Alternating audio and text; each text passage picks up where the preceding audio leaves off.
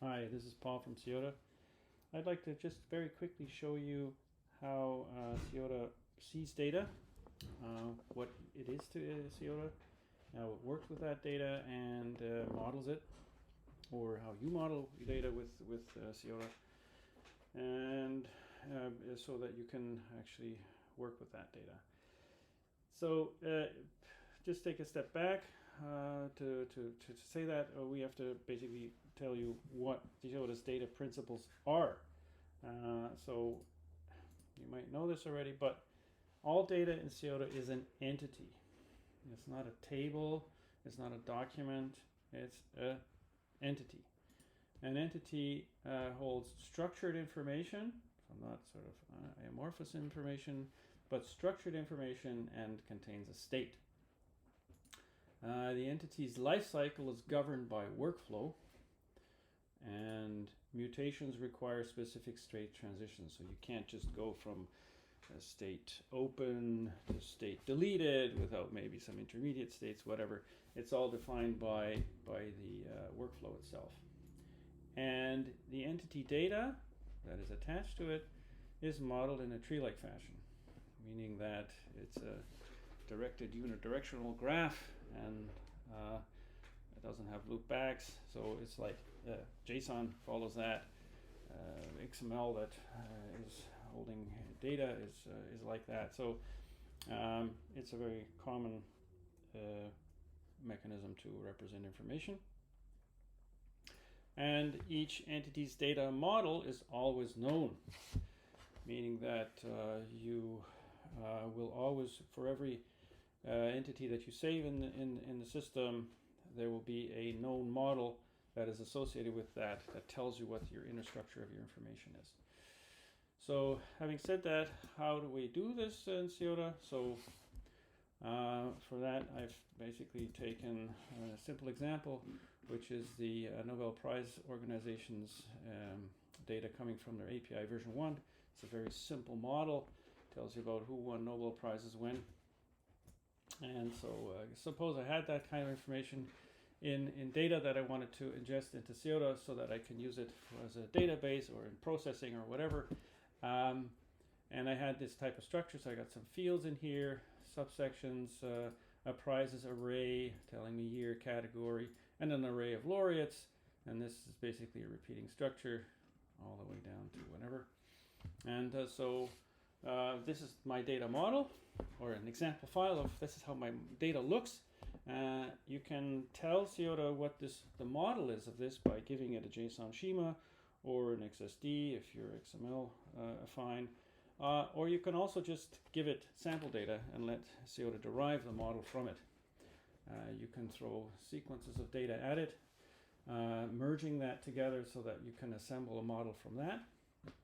And in this case, the example I've got contains all the structure that I need, so I just have to send in one.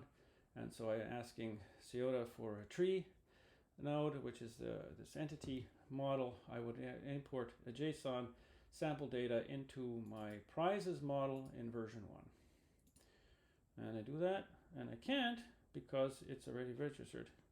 Oh God, why did I do that? Okay, let me try this. I gotta unlock it. And maybe then I can send it. Yes, see? Sorry, I had in a previous session, I had that thing locked. Anyway, so there you go. I have now told it to take my sample data and create a model from it. If I look at this model, you can see it's unlocked, meaning it's able to change. You can change your model, add fields to it and whatnot. You can edit it and push it if you want, or add more sample data. But once you said, okay, this is correct, this is the model that my data is going to, the shape of my data that I'm going to ingest, I can then lock that data model so that, and this is important, you can only ingest information against locked data models because they have to be immutable when you've for the data that you've put in. So I've locked it now, and then I can post my Nobel Prize data. This is containing all 600 odd Nobel Prizes all the way back to 1901. What you're seeing here are the transactions. I've done it in 100 entities at a time. And these are not just my root entities, which is my Nobel Prize, but also all sub entities that are technically necessary for storing this. This is not really something you need to worry about, but it's in this demo here. It's visible. Okay, so there we go. I've defined my model and I've validated that it looks good, and then I was able to ingest data into it. Now, if I was to go around, you say, oh, suppose I had a different file. Sorry, over here. Suppose I had a different file, and I'm storing it, and I made a mistake, and it has a somewhat different shape. So, hello, I am different. So this is a different model because it's got another field that the model wasn't defined in. And if I wanted to store that, it won't work because it's saying, hey, you've got the shape of this information isn't the same as the model that you're registering it with.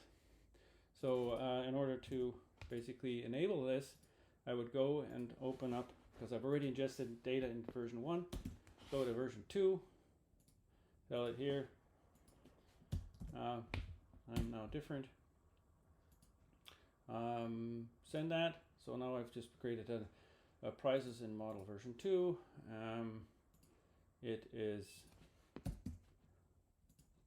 unlocked, so I better lock it before I ingest.